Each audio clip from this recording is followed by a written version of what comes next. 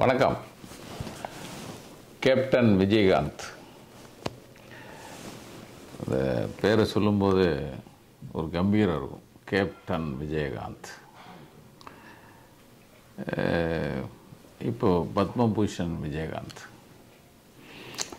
அது விருதுக்கெலாம் அப்பாற்பட்டவர் விஜயகாந்த். அது நான் ஆரம்பத்துலேருந்து சொல்லுவேன். சிவாஜி சார் எப்படி விருது கொடுத்தா அவரை கௌரவிச்சாங்க, அப்படிலாம் இல்லை. அதே மாதிரி தான் நம்ம கேப்டன். ஆனால் ஒரு மனுஷன் ஒரு சாமானியனாக இருந்து ஒரு சரித்திரம் படைத்த ஒரு மனிதனாக நான் பார்த்தேன். ஏன்னா அவருக்கு விருது இவங்க இப்போ கொடுத்து இவர் கௌரவிக்கணுங்கிறதெல்லாம் பெருசாக இல்லை. அவர் அந்த இறந்தப்போ அந்த ஊர்வலம், அதுவே அவர் கிடைச்ச மிகப்பெரிய விருது. ஒரு மனிதன் எப்படி மனிதனாக வாழ்ந்தார், எப்படி இந்த சமூகத்தில் பேரெடுத்தாருங்கிறத, அந்த இறப்பு, அந்த ஊர்வலம் இருக்குல்ல, அது சரித்திரம் படைச்சிச்சு. அதை நான் தம்பி இந்த ராஜ்குமாரோடைய, நான் கன்னட நடிகர் ராஜ்குமாரோடைய பையன் புனித், நமக்கு தெரிஞ்ச தம்பி தான். அந்த தம்பிக்கு இதே மாதிரி இந்த இறுதி ஊர்வலத்தில் பெரிய லெவலில் கூட்டம் வந்தது சொல்லுவாங்க.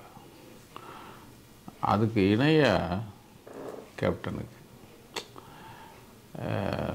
அதாவது உங்களுக்கு ஒரு மனுஷன் எப்படி வாழ்ந்தாங்கிறத கடைசி காலத்தில் அந்த இறக்கும்போது அவர் கூட போகிறவங்க வச்சு தான் சொல்லுவாங்க இல்லையா. பறைசாட்டிடுச்சு விஜயகாந்த்ங்கிறது யார். அதுக்கப்புறமா அவரை பற்றி வந்த செய்திகளும் அந்த பேட்டிகளும் அப்பப்பப்பப்பா எத்தனை விஷயம் பண்ணியிருக்கா, அப்படி எவ்வளோ பண்ணியிருக்கா. எப்படி புனித்தும் அப்படி தான். புனித்து இறந்த உடனே அந்த தம்பி இறந்த பிறகு அது ஒரு பிரம்மாண்டம், கர்நாடகாவே கூடிச்சு, அதெல்லாம் சொன்னாங்க. ஆனால் இறந்த பிறகு புனித்தோடைய செயலை ஒவ்வொருத்தரும் நின்று சொல்லும்போது, அந்த சின்ன வயசில் எப்படி அந்த தம்பி இவ்வளோ பெரிய நல்ல பேர் எடுத்து வச்சாரோ, அதே அளவுக்கு இங்கே கேப்டன் ஒரு சார், அதாவது கீழிருந்து மேலே வரைக்கும் இப்பயும் அவருடைய சமாதி இங்கே தான் வச்சுருக்காங்க, கோயம்பேடில், அவங்க தலைமை கழகத்தில். இன்றைக்கும் சாரையாக ஏதோ அண்ணா சமாதியை பார்க்குற மாதிரியே, கலைஞர் சமாதியை பார்க்குற மாதிரி இன்றைக்கி விஜயகாந்தோடைய அவர் கேப்டனுடைய சமாதியை பார்க்க ஆள் வந்துட்டுருக்காங்கன்னா, எந்த அளவுக்கு தமிழக மக்களுக்கு கீழே, அதாவது அடித்தட்டு அளவுக்கு ஒரு மனிதன் போய் சிம்மாசனம் போட்டு உட்காந்துருக்காருங்கிறது. அவர் அதான் சில பேர் உயிரோடு இருக்கும்போது தெரியாது சொல்லுவாங்க. ஆனால் இறந்த பிறகு எனக்கு ரொம்ப பிடிச்சது யதார்த்தம். எனக்கு 2 ஷூட்டிங் ஃப்ளோர் வச்சுருக்கேன், 2 ஷூட்டிங் ஃப்ளோர் இருக்குது.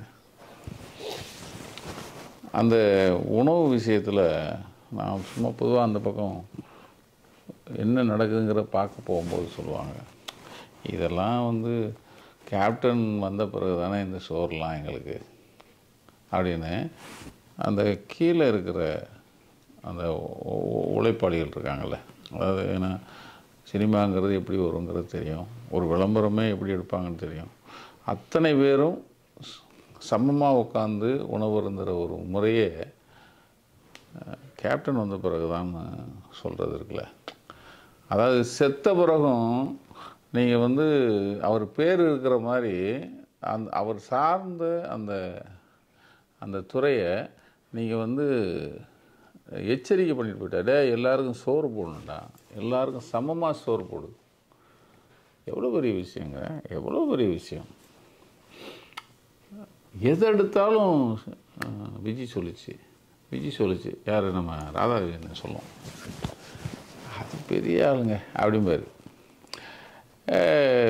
எனக்கு ரொம்ப அந்யோன்யம் கிடையாது. பார்த்தா அண்ணன் பேசுவார், நானும் பேசுவேன். என் கல்யாணத்துக்கு வந்தார், என் திருமணம், அது ஒரு விஷயம். அவருக்கு என்னைக்கு திருமணம் நடந்ததோ ஜனவரி 31, 1990, அதே நாள் தான் எனக்கும் திருமணம். மதுரைக்கு அவர் திருமணத்துக்கு வந்தவங்க என் திருமணத்துக்கு அருப்புக்கோட்டைக்கு வந்துட்டு வந்தாங்க 2 பேருக்கும். என்னுடைய மூத்த மகளுடைய பேர் பிரபாவதி, கேப்டனுடைய மூத்த பையன் பேர் பிரபாகரன். அது சின்ன சின்ன ஒற்றுமை தான். எனக்கு அந்த இறுதி ஊர்வலம் வரும், அந்த தம்பிகள் 2 பேரும் கேப்டன் பக்கத்தில் நிற்பாங்க. அக்காவும் நிற்கும், பிரேமலதாவும். இந்த 2 பேருடைய முகத்தை பார்த்தேன் அந்த ஊர்வலத்தில். அந்த அவங்களால அப்பாவுக்கு இவ்வளவா அப்படின்னு அந்த பூரிப்பு இருக்குல்ல, அதாவது இறந்தது சோகம். ஆனால் அந்த தெருநெடுக, அந்த வீதி நெடுக மக்கள் கூட்டமும் அந்த ஆர்ப்பரிப்பும், நீங்கள் எங்கேயாவது ஒரு இடத்துல கேள்விப்பட்டிருக்கோம், ஒரு இடத்துல வைக்கிறாங்க, ஐயா இங்கே முடியல, இங்கேருந்து அங்கே கொண்டு போங்க, கூட்டம் காணல, இப்போ அங்கே கொண்டு போகிறாங்க, ஐயா இங்கேயும் காணலையா, அப்புறம் அங்கே கொண்டு போங்கயா அப்படின்னு. ஐலண்ட் கிரவுண்டு முதல்ல வீடு, அதுக்கப்புறம் தலைமை கழகம், அங்கேயும் வந்து மக்கள் சாரையாக வரான், ஐயா தாங்காதியா, மறுபடியும் அங்கே கொண்டு போ. இப்படி எந்த தலைவருக்கும் அப்படி கிடையாது.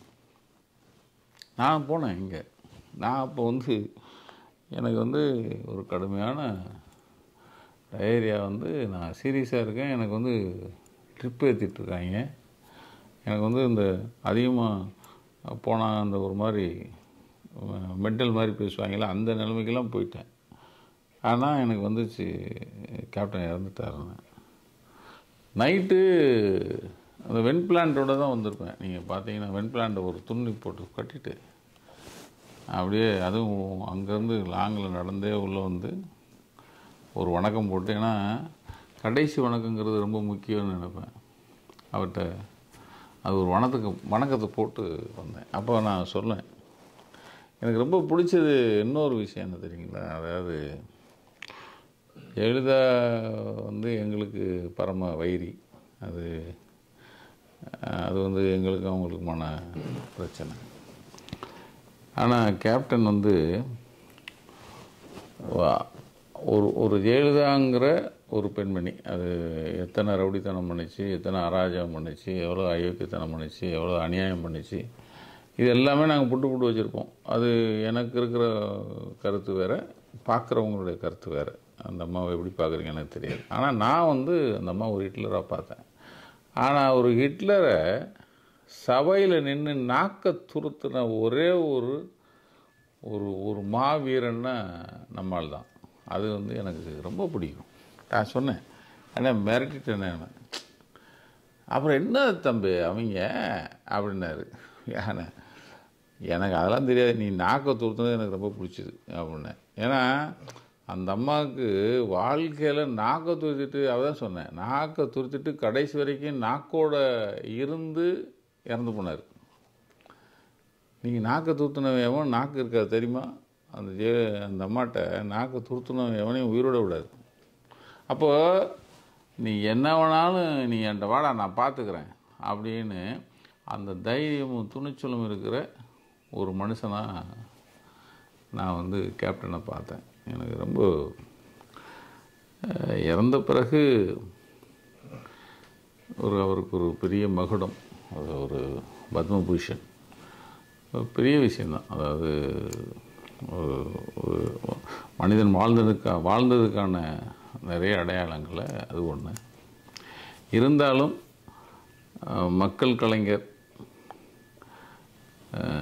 தமிழ்நாட்டுடைய அடையாளம், அந்த வரிசையில் கேப்டனுக்கு ஒரு முக்கிய பங்கு இருக்குது. கேப்டன் என்றைக்கும் நம்மளோட இருப்பார். நன்றி.